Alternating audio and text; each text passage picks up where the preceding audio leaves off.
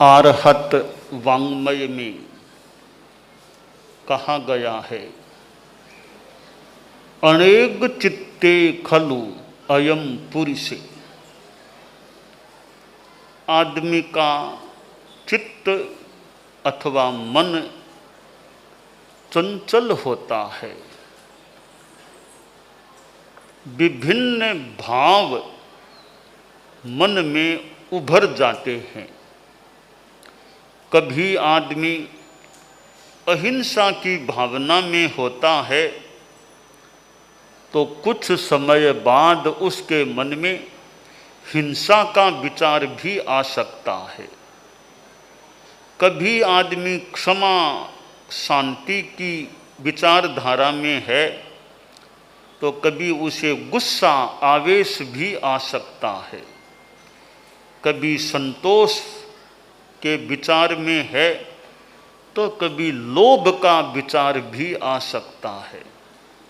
हमारे भीतर सद्भाव और असद्भाव दोनों हैं, यानी मोहनीय कर्म जब जब थोड़ा उग्र होता है तो गलत भाव गलत विचार उभर जाते हैं, और मोहनीय कर्म शांत रहता है, क्षयोप शांत रहता है, तो हमारे भीतर अच्छे विचार अच्छे भाव उभर सकते हैं, उभर जाते हैं।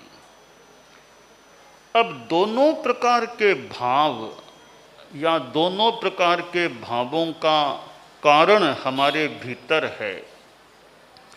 हमें प्रयास यह करना चाहिए कि मेरा मोहनीय कर्म हल्का पड़े,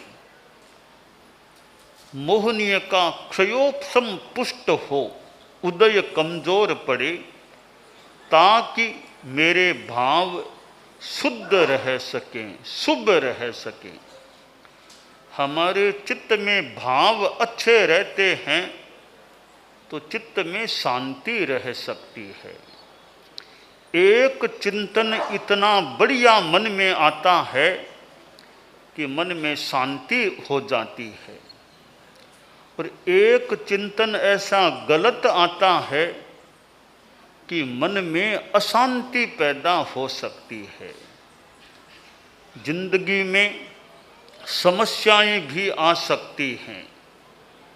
जीवन है, कभी पारिवारिक, कभी आर्थिक, कभी सामाजिक समस्याएं सामने आ सकती हैं, पर समस्याओं के आने पर भी चित्त में शांति रहे, समस्याएं हमारे मन को ज़्यादा प्रभावित न कर सके, ऐसी समता की साधना हमारे में रहे कि प्रतिकूलता के होने पर भी हम शांति में, सहजता में रह सकें।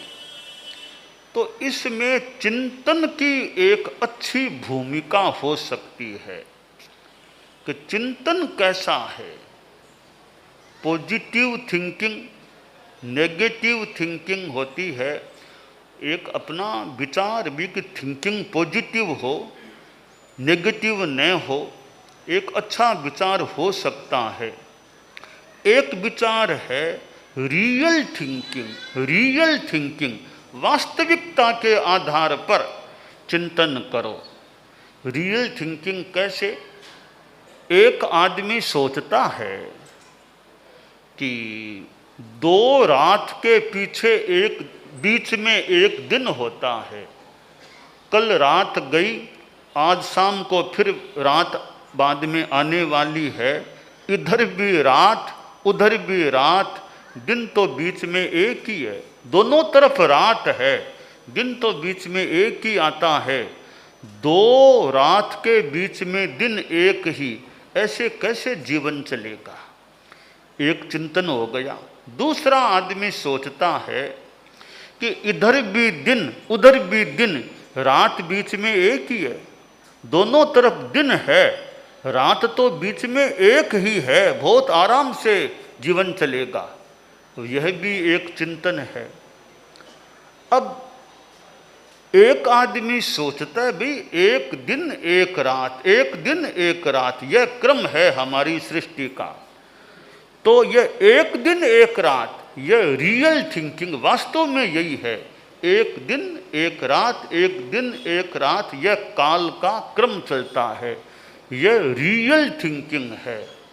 अब दो दिनों के बीच में एक रात को देखना, यह भी संभवतः रियल थिंकिंग नहीं है। भले कोई पॉजिटिव थिंकिंग तो कह दे, रियल थिंकिंग नहीं है। और दो रातों के बीच एक दिन देखना, इसे भले कोई नेगेटिव कह दे, पर रियल थिंकिंग भी एक दिन एक रात, जो जैसा है उसी प्रकार चिंतन करना।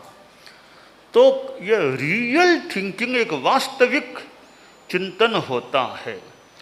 तो हमारा चिंतन इतना अच्छा हो कि चित्त में शांति हो जाए।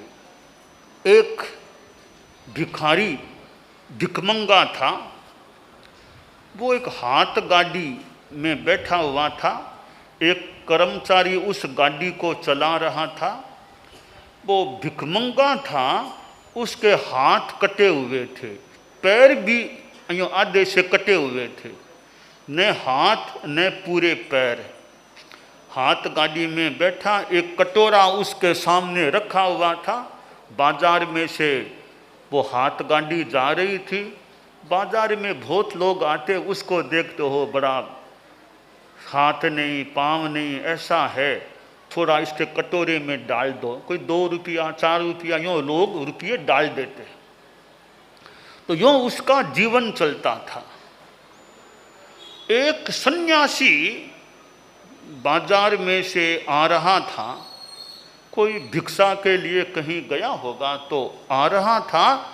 उस भिखमंगे को उस हाथ गाड़ी में देखा। भिखमंगे के हाथ नहीं, पूरे पाँव भी नहीं, पर बड़ा शांति से बैठा था। चेहरे पर कोई यूँ चिंता दुख ऐसा कुछ नहीं लगा, बहुत सौम्य शांत मुद्रा में लगा। भिखमंगे ने थोड़ा मस्तक झुकाया, बाबा को देखा तो मस्तक झुकाया। तो बाबा के मन में यह प्रश्न हो गया कि यह भिखमंगा न हाथ न पूरे पांव, फिर भी इतना शांति में है, इसका क्या कारण है?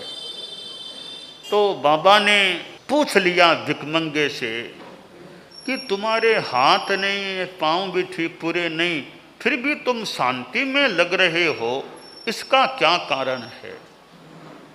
तो भिखमंगा बोला, बाबा जी दुखी क्यों बनूं? दुखी बनने में क्या लाभ है?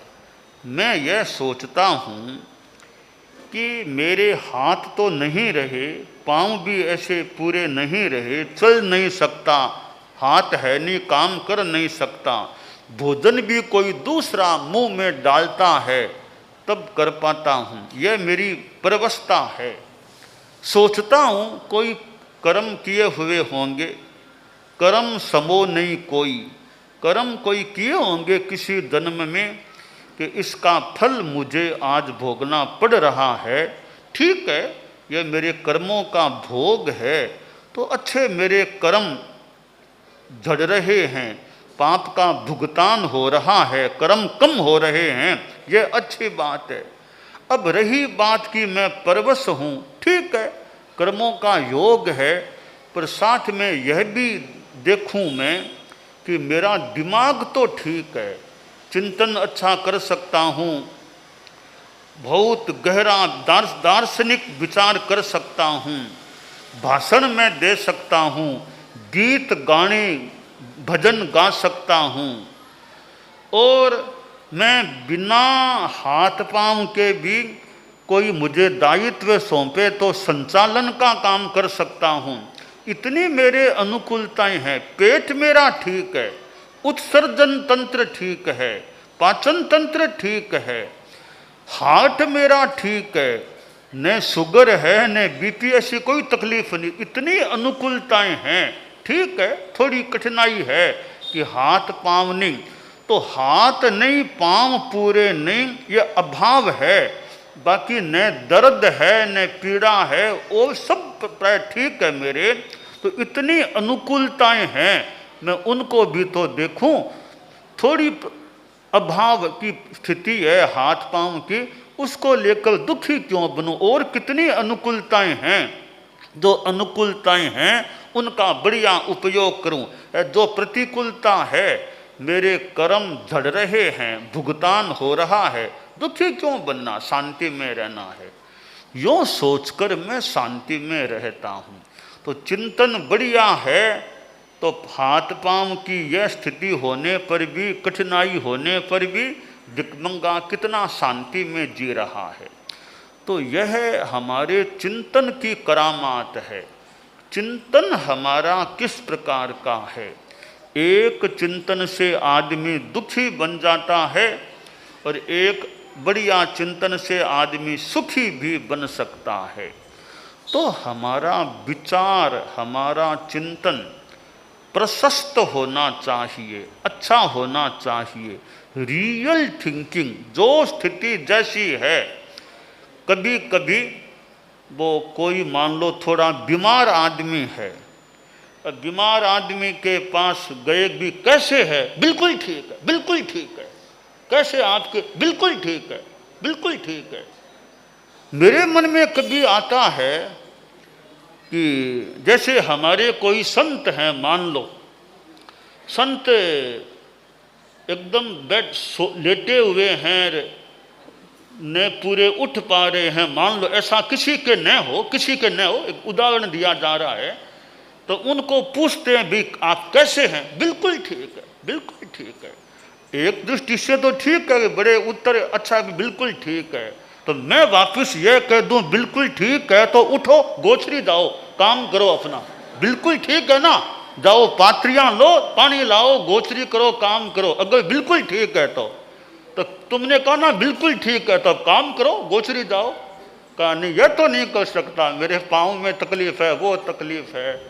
तो मैं कहता हूँ भाई बिल्कुल ठीक तुम सोच, तुम्हारा अपना दृष्टिकोण है। बिल्कुल ठीक होते तो सोए क्यों रहते, काम करते। इसका मतलब तकलीफ तो है पर मैं समता में हूँ।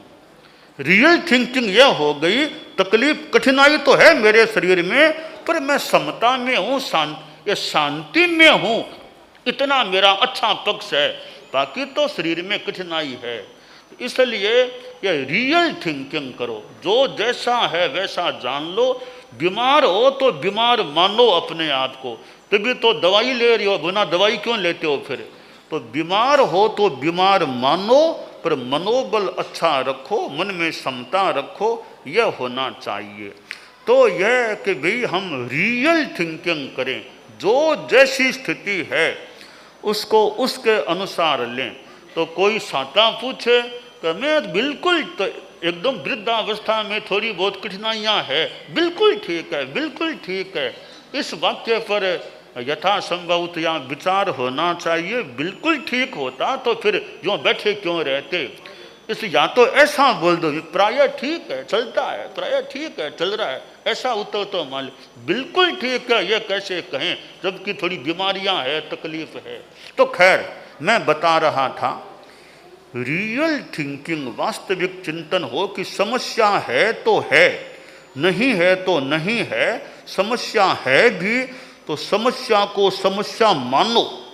समस्या तो है, हमें सॉल्यूशन खोजने का प्रयास कर सकते हैं, करना चाहिए। अपेक्षा हो तो मन में हिम्मत रखें, शांति रखें, मनोबल रखें। आप लोग गृहस्थ हैं, समस्या साधुओं के भी हो सकती है, तो समस्या गृहस्थों के भी हो सकती है, और आपके तो कहीं ज़्यादा समस्या हो सकती है। गृहस्थ जीवन में कभी आर्थिक समस्या आ जाती है, कभी परिस्थितियाँ, कभी कितने ऊंचे थे तो कभी आर्थिक ग्राफ थोड़ा नीचे आ सकता है, कभी पारिवारिक समस्या हो सकती है, परिवार में आपसी संबंधों में कुछ कटुता आ सकती है। तो पारिवारिक समस्या, व्यापारिक समस्या आ सकती है, कभी किसी के शारीरिक समस्या भी आ जाए, और कभी समाज में और में प्रतिष्ठा मान हानि, ऐसी प्रतिष्ठा हानि जैसी बात आ जाए तो ऐसी स्थितियां आ सकती हैं। पर ऐसी स्थितियों में भी मन में ज़्यादा तनाव न हो, मन ज़्यादा भारी न हो, मन उदास न हो, मन में शांति रहे।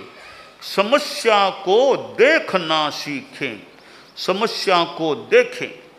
परम पूज्य आचार्य श्री महाप्रज्ञ जी लगभग 20-21 वर्ष पहले खानदेश में विराजमान थे और जलगांव मर्यादा महोत्सव वहाँ इस एरिया में यानी खानदेश में कुछ वितरण हुआ था। तो आचार्य श्री का यह प्रेक्षा ध्यान योग साधना, और कभी समस्या को भी देखो, है क्या समस्या, वस्तुतः है क्या समस्या है, अब इसका सॉल्यूशन क्या हो सकता है, शांति से समाधान का प्रयास करें। यह तो सही तरीका हो सकता। समस्या आ गई, आदमी हाय तो बा करे, परेशान हो जाए, यह ठीक नहीं। हमें कभी परेशान ज़्यादा नहीं होना चाहिए। बड़ी से बड़ी समस्या भी आ गई, उसका सॉल्यूशन खोजा जा सकता है। मन पर ज़्यादा तनाव नहीं होना चाहिए, मन में शांति रहनी चाहिए। तो समस्या और दुख एक नहीं है।